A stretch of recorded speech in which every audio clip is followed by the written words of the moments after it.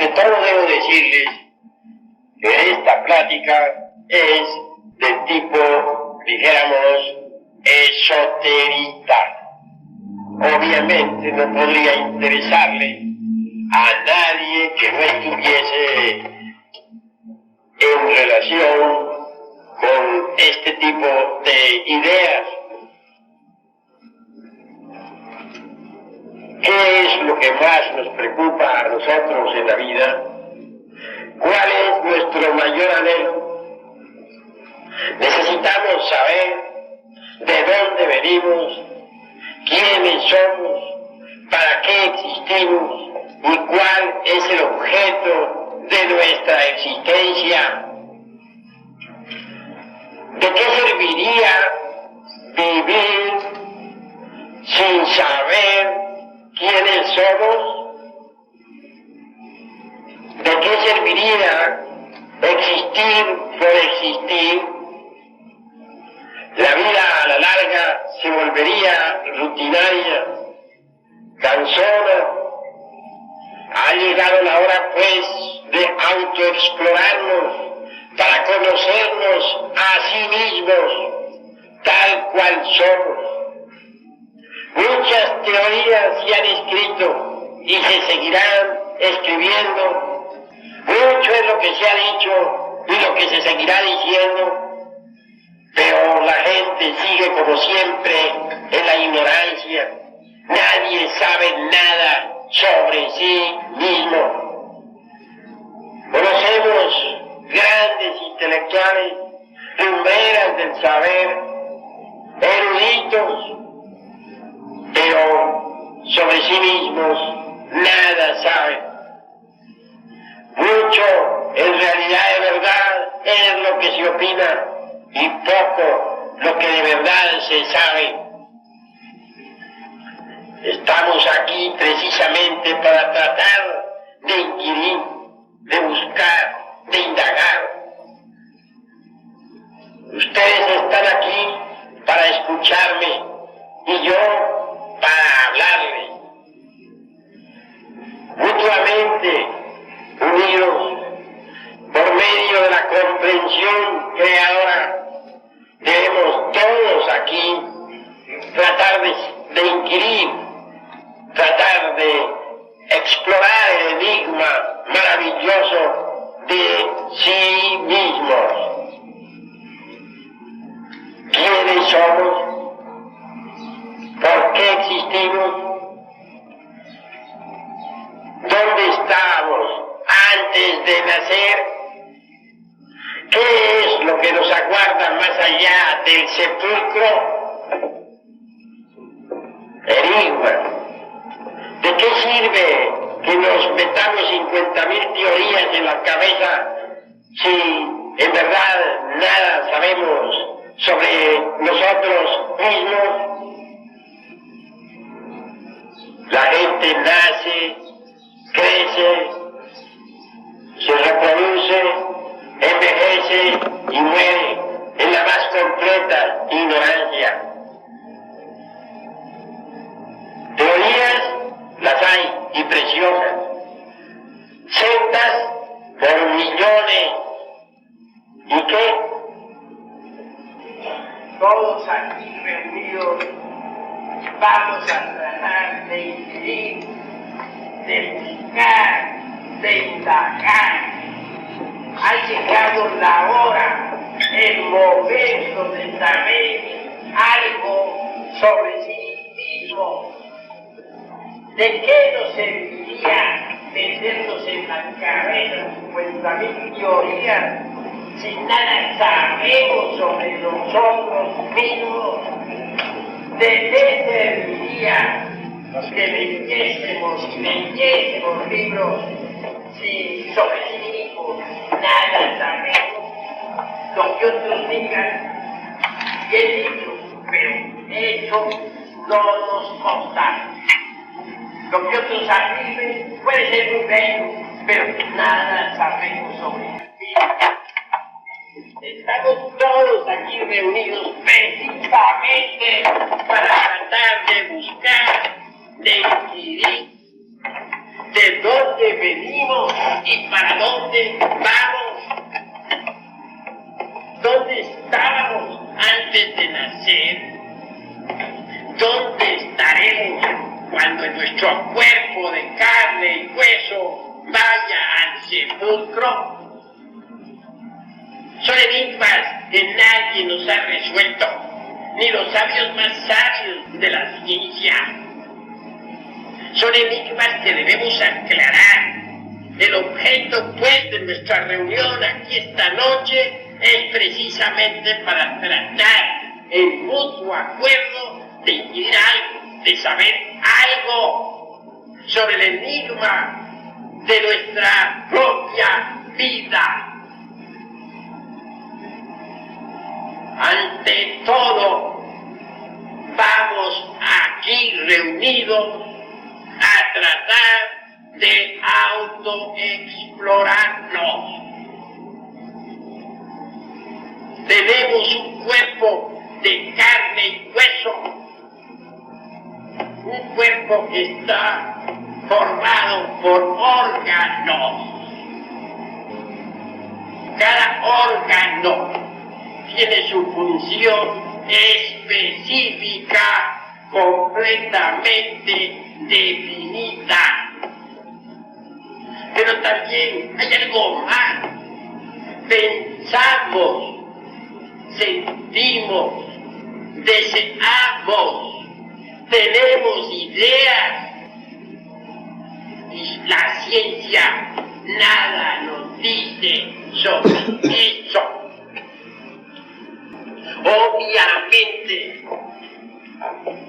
existe una psicología individual. Cada uno de nosotros tiene su propia psicología. Desgraciadamente, las gentes en su mayoría no aceptan que tienen una psicología. Fácilmente aceptan que tienen un cuerpo de carne y hueso, porque lo ven, porque lo pueden tocar, pero no aceptan una psicología porque no la ven, porque no la pueden palpar. Cuando alguien acepta que tiene una psicología, de hecho comienza a observarse a sí mismo. En tanto las gentes no se observen a sí mismas, toda posibilidad de cambio resulta imposible. Mas cuando las gentes comienzan a autoobservarse, las posibilidades de cambio se hacen manifiestas. Al observarnos a sí mismos, descubrimos que tenemos una vida interior. Nuestros pensamientos son internos, invisibles. Nadie los puede ver, sin embargo son reales para nosotros. Nuestras ideas son invisibles, nadie las puede ver, pero existen. Nuestras emociones tienen realidad, aunque nadie las vea, aunque no se puedan poner sobre la mesa de un laboratorio para examinarlas. La mente como fuerza está demostrada. ¿Ya oyeron ustedes el caso ese tan sonado de Uri Geller? El hombre que con su fuerza mental dobla metales. Entonces, ha quedado demostrado que la mente tiene fuerza. Existen aparatos que pueden medir la fuerza de la mente. Así pues, la fuerza mental está demostrada. Otro tanto podría decirse de las emociones, de los sentimientos. Obviamente cada emoción tiene su tipo de onda, cada sentimiento. Cuando uno escudriña su organismo, descubre la célula viva. Los científicos pueden jugar con la mecánica de los fenómenos, pero ¿qué saben ellos sobre el fondo vital? Nada. ¿Pueden los hombres de ciencia hacer inseminaciones artificiales? Pero jamás han podido crear un zoospermo y un óvulo con suficiente posibilidad de dar una nueva criatura. Se han inventado poderosas naves que han ido a la luna, pero no se ha podido inventar una semilla de la más insignificante hierba de esas que existen sobre la faz de la tierra, capaz de germinar. Y si ponemos sobre la mesa de un laboratorio los elementos químicos con los cuales está formado un zoospermo y un óvulo, ¿podrán los científicos hacer el zoospermo y el óvulo? Pero de allí nos saldrá una nueva criatura. Don Alfonso Herrera, el gran sabio mexicano, honra y gloria de nosotros los mexicanos, inventó la célula artificial. Una célula maravillosa. Bien saben los científicos que don Alfonso es el autor de la teoría de la plasmogenia. Pero aquella célula que él inventó, que él fabricó, igual en toda cualquier célula viva, fue una célula muerta, una célula que nunca tuvo verdadera vida. ¿En qué se basan los científicos materialistas enemigos del Eterno para negar lo divinal? ¿En qué se fundamentan? Si no son capaces de crear vida, ¿cuál es su punto de apoyo? Sin una base no es posible discutir, afirmar que Dios no existe y no ser capaces de crear un zoospermo capaz de engendrar una criatura. Esa es una aseveración sin base, sin fundamento. Es sencillamente lanzar una idea empírica, negar los valores eternos del espíritu cuando no se es capaz de crear vida en un laboratorio.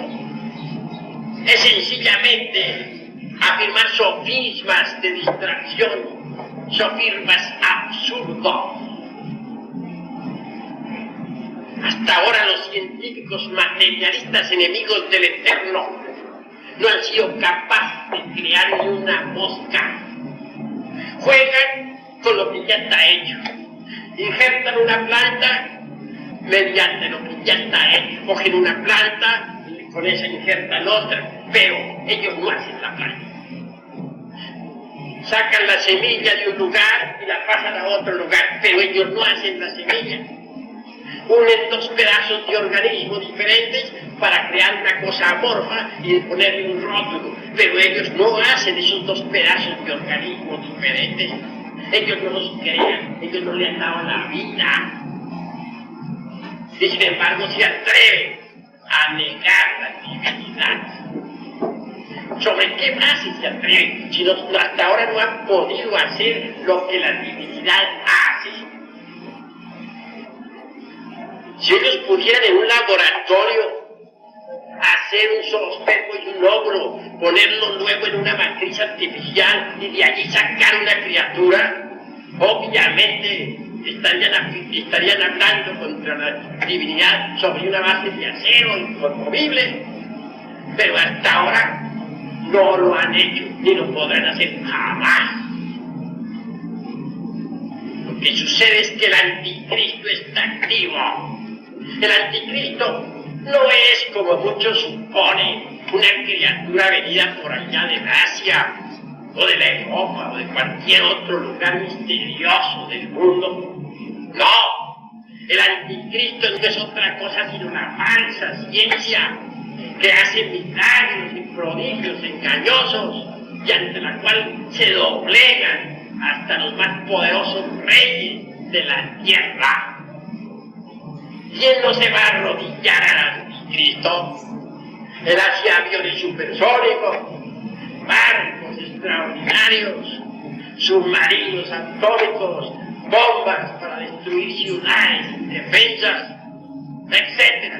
El Bolivia no se va a hincar al cliente, pero son milagros y prodigios engañosos, porque jamás podrán crear vida.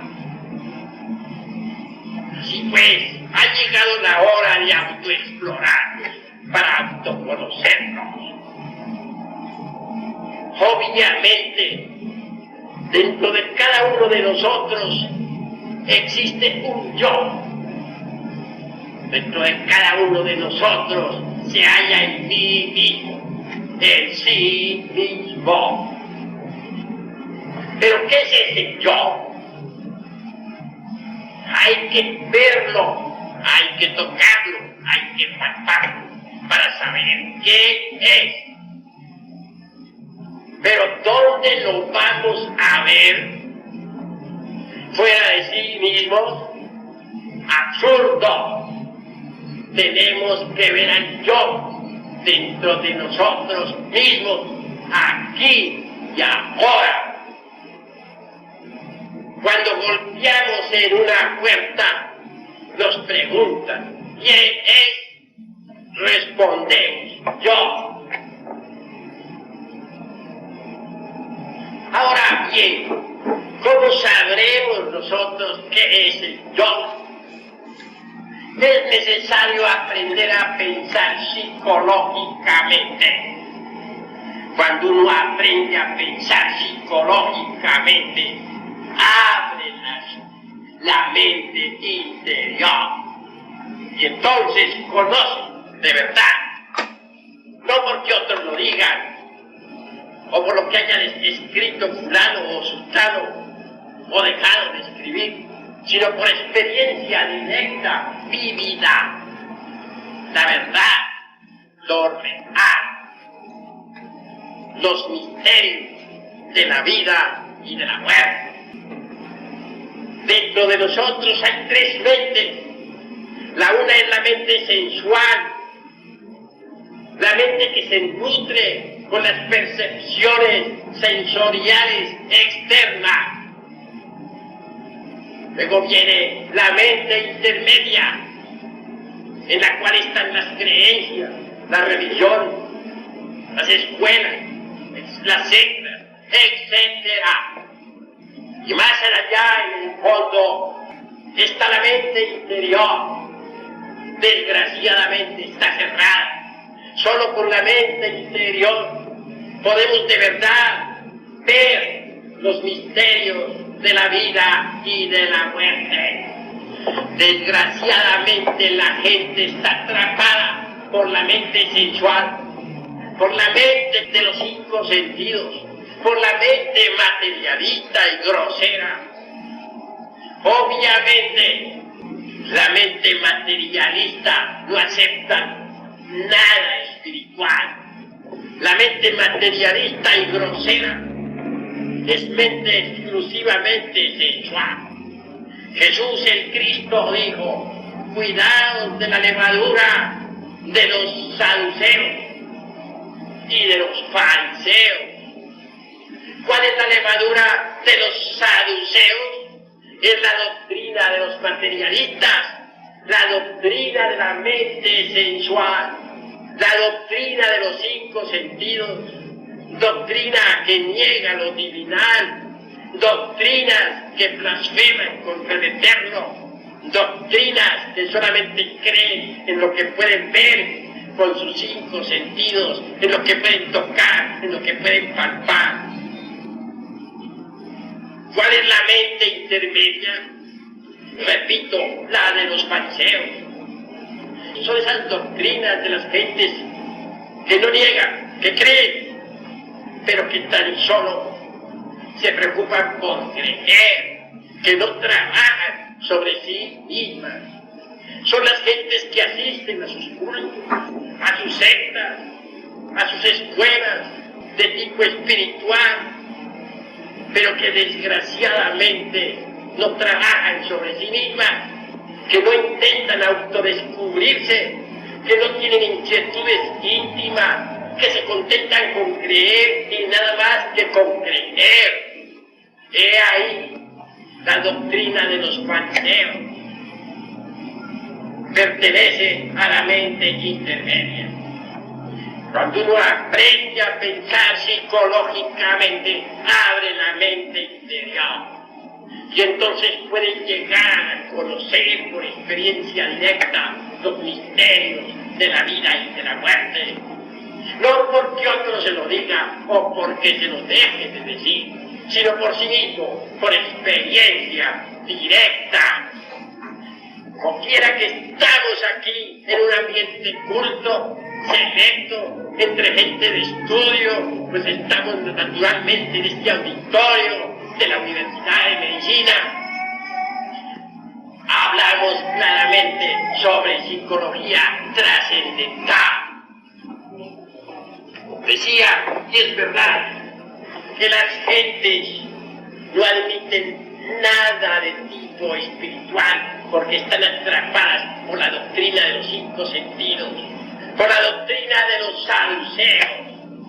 Otros no aceptan lo esotérico o espiritual porque están atrapados por las doctrinas de los fariseos. Se contentan con las creencias fuertes, pero no trabajan sobre sí mismos, no intentan autodescubrirse, no quieren saber nada sobre su propia existencia.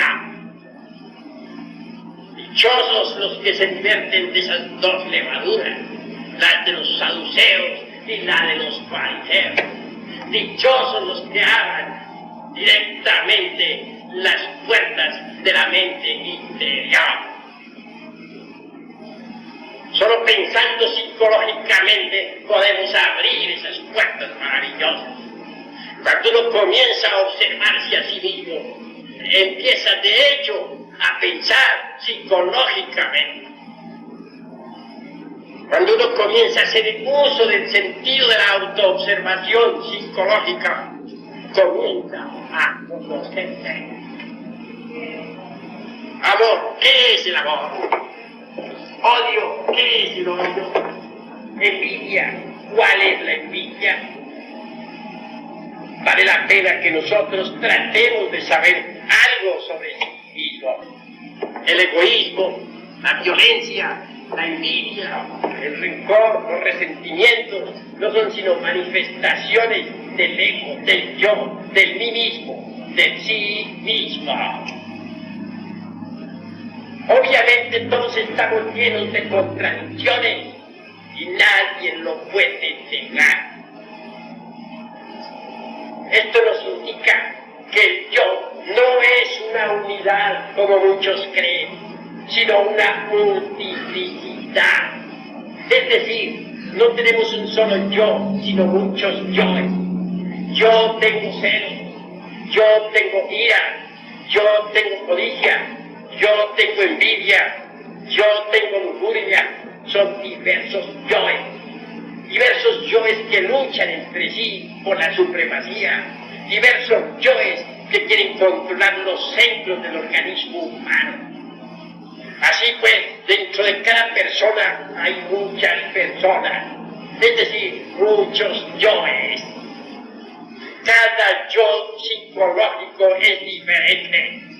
Cada yo psicológico tiene un cerebro intelectual, un cerebro emocional y un cerebro motor. Dentro de nuestro cuerpo hay pugnas, hay lucha. ¿Quién podría pensar que dentro del organismo humano haya tanta pugna? ¿Quién podría admitir que realmente dentro de una persona vivan muchas personas? Y es verdad, viven. Cuando yo era joven, hablaba del subconsciente y de sus reflejos. Entonces comprendía que el yo tenía muchos reflejos. Más tarde entendí que el yo era pluralizado, que dentro de una persona habitaban muchas personas y que esas muchas no guardaban concordancia alguna. No había un orden entre ellas, se peleaban, reñían por la supremacía. Y cuando una de esas lograba imponerse sobre la máquina orgánica, entonces era verdaderamente cuando se manifestaba con todos sus adefesios, con todas sus aberraciones. Pero más tarde era desplazada por otro yo. Ahora vamos entendiendo el por qué hay tantas contradicciones entre los seres humanos. Si nos pudiésemos ver en un espejo de cuerpo entero, tal como somos, quedaríamos horrorizados de sí mismos. Nosotros tenemos dentro legión de yoes, no un yo, tenemos muchos yoes. Nosotros éramos marionetas movidas por múltiples entidades desconocidas. Los pensamientos que llegan a nuestra mente no son nuestros, son ajenos, los trae algún yo. Las emociones que agitan nuestro corazón son puestas por algún otro yo. Los hábitos que poseemos son determinados por diferentes yoes. Las aberraciones, los vicios, son el resultado de muchos yoes que se expresan a través del organismo humano. Nosotros no tenemos conciencia de sí mismos. Nuestra vida no nos pertenece. No somos dueños de nuestros pensamientos, no somos dueños de nuestras ideas, no somos dueños de nuestras palabras, no somos dueños de nuestras emociones. Nosotros somos simples máquinas movidas por una multiplicidad enorme de yoes. Ese es el estado en que nos encontramos. Pero para llegar a estas conclusiones necesita uno autoobservarse para verse. Es en el terreno de la vida práctica donde podemos autodescubrirnos. La vida práctica es el gimnasio psicológico donde debemos vernos de cuerpo entero, tal como somos, en relación a estar en el estado de alerta percepción, de alerta novedad, para vernos en cada instante, en cada momento. Solo con el estado de alerta podremos verdaderamente autodescubrirnos. Existe en el ser humano el sentido de la autoobservación psicológica. Se halla latente, mas puede ser despertado. Ese sentido extraordinario empieza a funcionar cuando nosotros lo usamos. A medida que lo usemos, se irá desenvolviendo, desarrollando y manifestándose. El sentido de la autoobservación psicológica nos permitirá ver que cada yo personifica un defecto. El sentido de la autoobservación psicológica, a medida que se desarrolle, nos podrá permitir ver a los yoes. Una cosa es ver un yo, y otra cosa es comprender que tiene un yo. Cuando uno ve que tiene un yo, lo comprende. pero hay que verlos. Y estos tienen múltiples formas y figuras. La cruda realidad de los hechos es que nuestra conciencia se encuentra embotellada, enfrascada, embutida entre toda esa multiplicidad de yoes, entre todo ese enjambre tenebroso y abominable que llevamos en nuestro interior. La conciencia de nosotros está dormida, está metida dentro de un calabozo, o dentro de muchos calabozos, porque cada yo es un calabozo, una horrible prisión. La conciencia de nosotros se procesa en virtud de su propio embotellamiento. Ahora comprenderán ustedes por qué no sabemos nada sobre los misterios de la vida y de la muerte. Nos contentamos con creer, nos contentamos con repetir lo que otros dicen, nos contentamos con afirmar o negar, nos contentamos con discutir, pero nada sabemos directamente sobre sí mismos. Es necesario libertar la conciencia, sacarla de entre esa multiplicidad de los yoes, para que podamos ver, oír, tocar y palpar todo lo que concierne a lo real, a la verdad. Cuando la conciencia se emancipa, se hace la luz en nuestro interior y las tinieblas desaparecen. Entonces es cuando quedamos iluminados. Entonces es cuando sabemos quiénes somos, de dónde venimos, para dónde vamos, cuál es el objeto de nuestra existencia, para qué existimos y por qué. Pero mientras la conciencia continúe enfrascada entre esa multiplicidad de personas que cargamos en nuestro interior, nada sabremos sobre sí mismos. Nos llenaremos la cabeza de teorías, repetiremos lo que nos enseñan otros, pero directamente no tendremos ninguna prueba de sí mismos, no tendremos ningún conocimiento directo sobre los misterios de la vida y de la muerte. Los griegos dijeron: no se te ipsu, hombre, conócete a ti mismo y conocerás al universo y a los dioses. En tanto no nos conozcamos a sí mismos, no conoceremos ni al universo ni a los dioses, no sabremos nada de nada. Nuestra cabeza estará llena de teorías y eso es todo.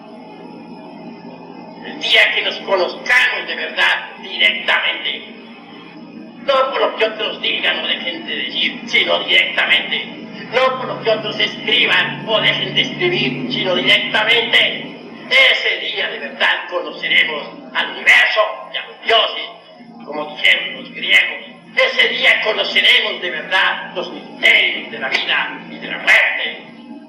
El hombre está contenido en la naturaleza y la naturaleza en el hombre. Si no descubrimos las leyes de la naturaleza dentro de sí mismos, no las descubriremos jamás fuera de sí mismos.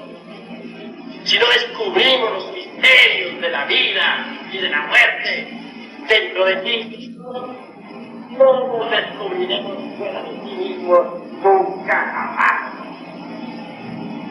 Ha llegado el instante de que nosotros nos esforcemos por saber algo de nosotros mismos, por saber algo de eso que cargamos dentro, de ese yo que grita, de ese yo que se aferra a la vida.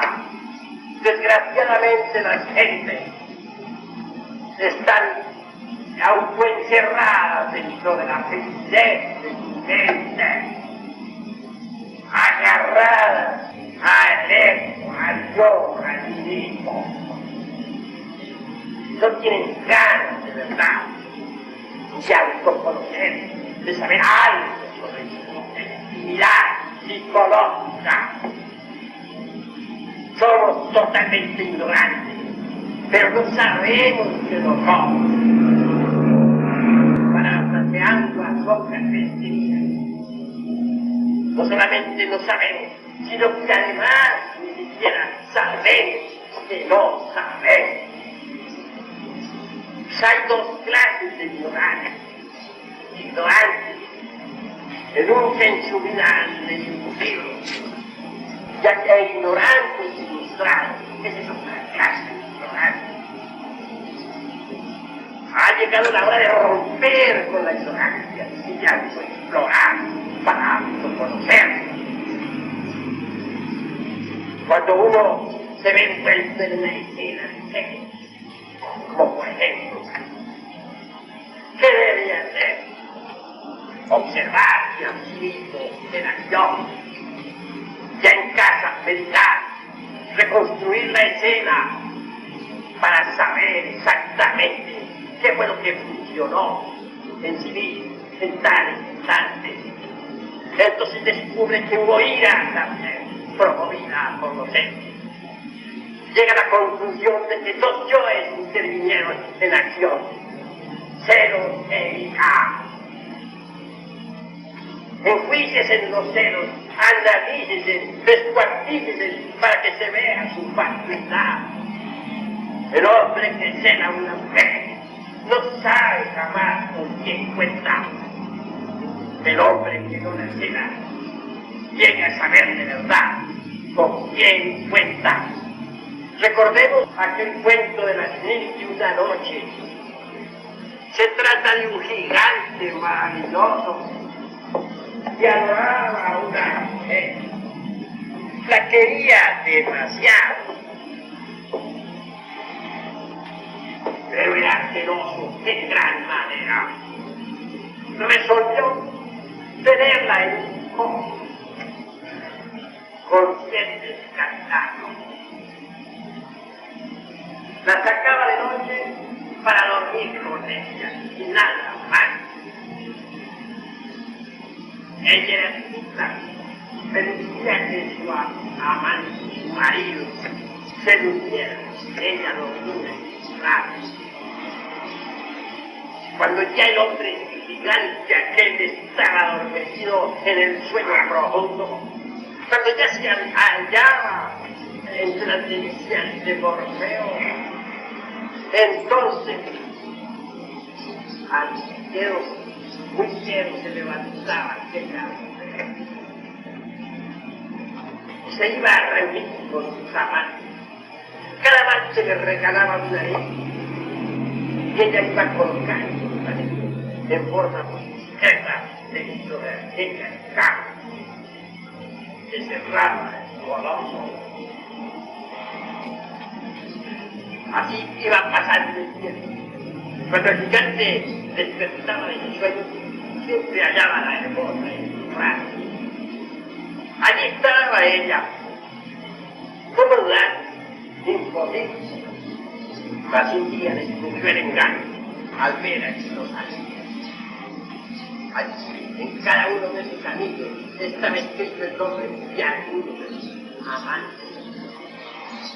Gigante comprendió cuán necio había sido. No la mató, no. Prefirió perderla para siempre.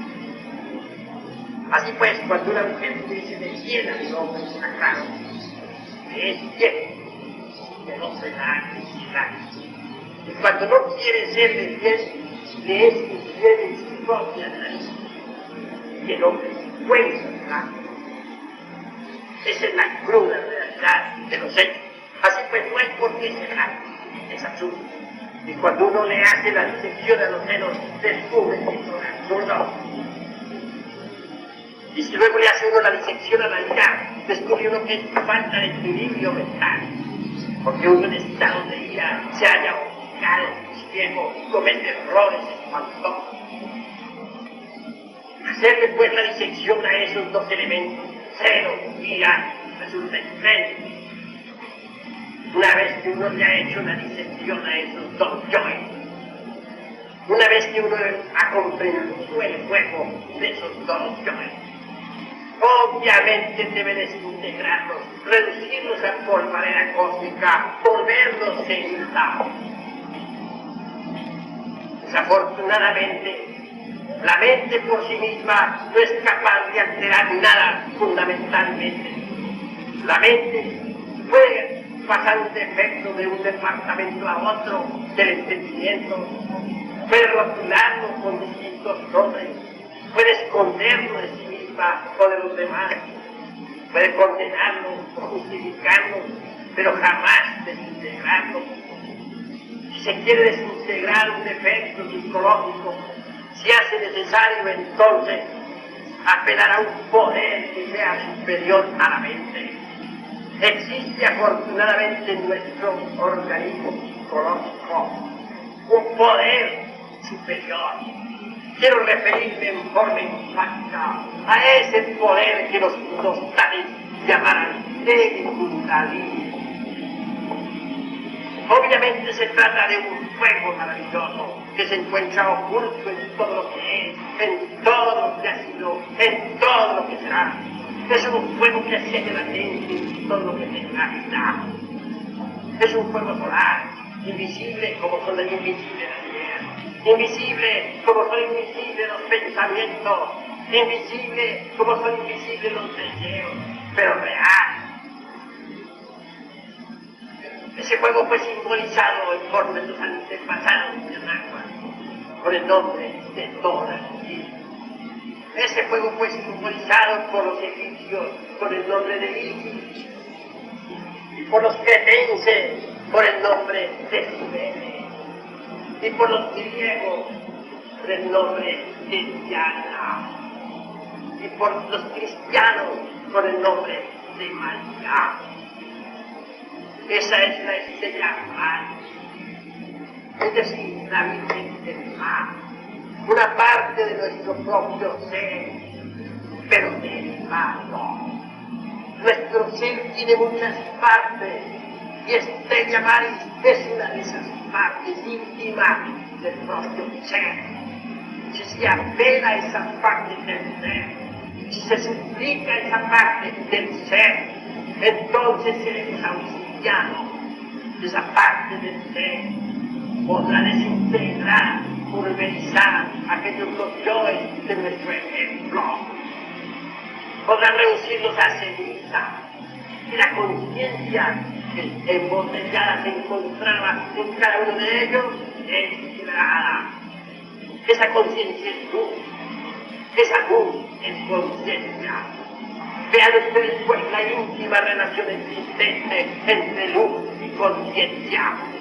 Dentro de nosotros cargamos profundas tinieblas, pero a medida que esos yoes se van desintegrando, la luz va a brillar en nuestras tinieblas.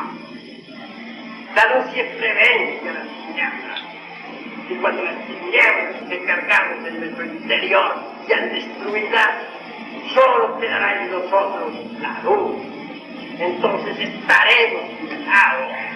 Entonces, despiertos e iluminados, podremos ver por mismos los misterios de la vida y de la muerte. Entonces, despiertos, podremos nosotros escuchar las armonías del cosmos infinito.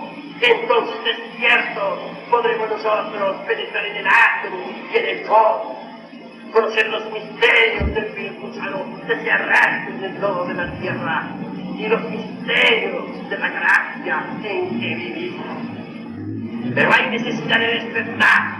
Los 4 evangelios insisten en la necesidad de despertar, pero continuamos con la vida. No sabemos que estamos dormidos. Si la gente supiera que tienen la conciencia dormida, iniciarían el despertar. Los locos en el manicomio, cuando comienzan a aceptar que están locos, es señal de que ya comienzan a despertar. Así también, cuando todavía no aceptan que están locos, es señal de que se encuentran muy enfermos. También nosotros estamos dormidos, pero cuando aceptamos que estamos dormidos, es señal de que queremos despertar. Así pues, despertar es lo importante para poder conocer la verdad. La verdad no es cuestión de teoría, no es cuestión de lo que otros digan. Alguien podría decir un lindo concepto sobre la verdad, pero esa no es la verdad. Alguien podría tener una bellísima idea sobre la verdad, pero esa no es la verdad. Alguien podría dar una hermosa opinión sobre la verdad, pero esa no es la verdad. Cuando a Jesús el Cristo le preguntaron, ¿qué es la verdad?, guardó silencio. Y cuando al Buda, Gautama, Santiago le preguntaron, ¿qué es la verdad?, dio la espalda y se retiró. Y es que la verdad no es cuestión de ideas ni de conceptos. La verdad hay que verla, tocarla y palparla. Cuando uno mete el dedo en el fuego se quema. Así, pues también cuando traga demasiado agua se ahoga. De forma similar, miren, que la verdad hay que experimentarla, como cuando se quema, o como cuando uno puede ser serio de agua y se ahoga. Hay que conocer la verdad y esta nos hará libres. Pero no es la verdad lo que alguien nos diga o nos deje de decir. Hay que experimentarla, sentirla. Está más allá del cuerpo, de los afectos, de la mente. Pero solo conociéndonos a sí mismos, descubriremos dentro de nosotros la verdad. Y es que lo importante es descubrir la verdad. Hoy por hoy, repito, somos simples marionetas, movidas por hilos invisibles, controladas por muchas personas que interiormente llevamos en nuestras vidas. No tenemos una verdadera individualidad.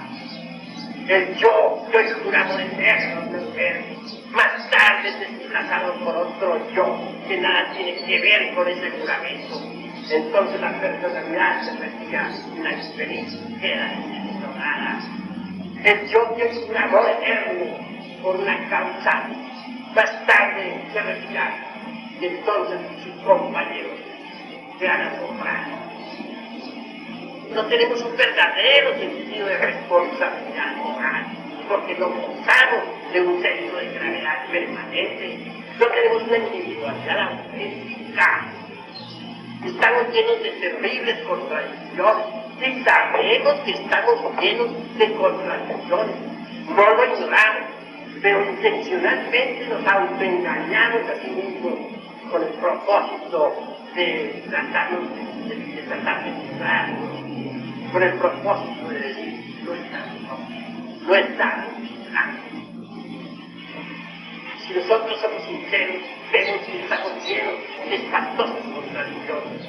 Quiero comer, dice el yo del estómago.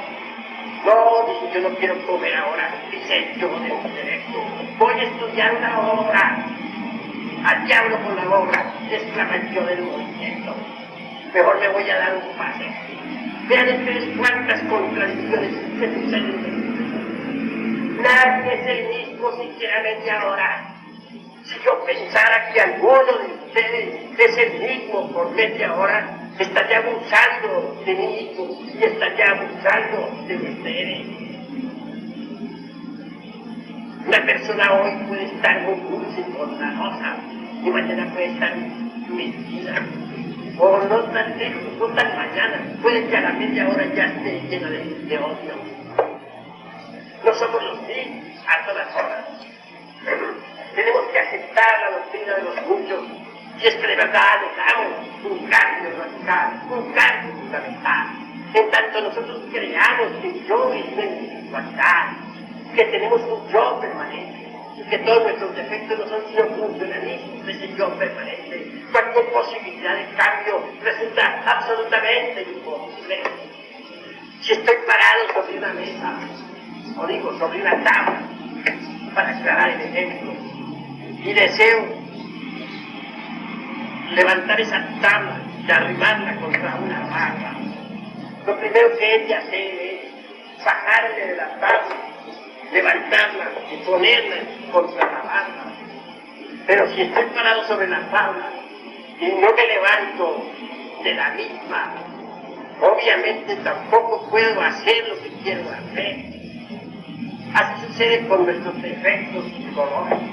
Si creemos que son funcionalismos y un yo permanente, obviamente no podremos eliminarlos jamás. Mas si no nos identificamos con nuestros defectos, si aceptamos que son yoes diferentes, incuestionablemente podemos separarnos de nuestra psiquis, desintegrarnos, pulverizarnos, volvernos ceniza. Así pues, esa multiplicidad de los yoes es una tremenda realidad. Desembotellar la conciencia es lo fundamental, pero no podría sucederse eso si no aniquiláramos las potencias que son los yoes. Cuando uno despierta, los misterios de la vida y de la muerte se vuelven claros. Entonces es cuando uno viene a conocer de verdad el origen de su propia existencia. Un hombre es lo que es su vida.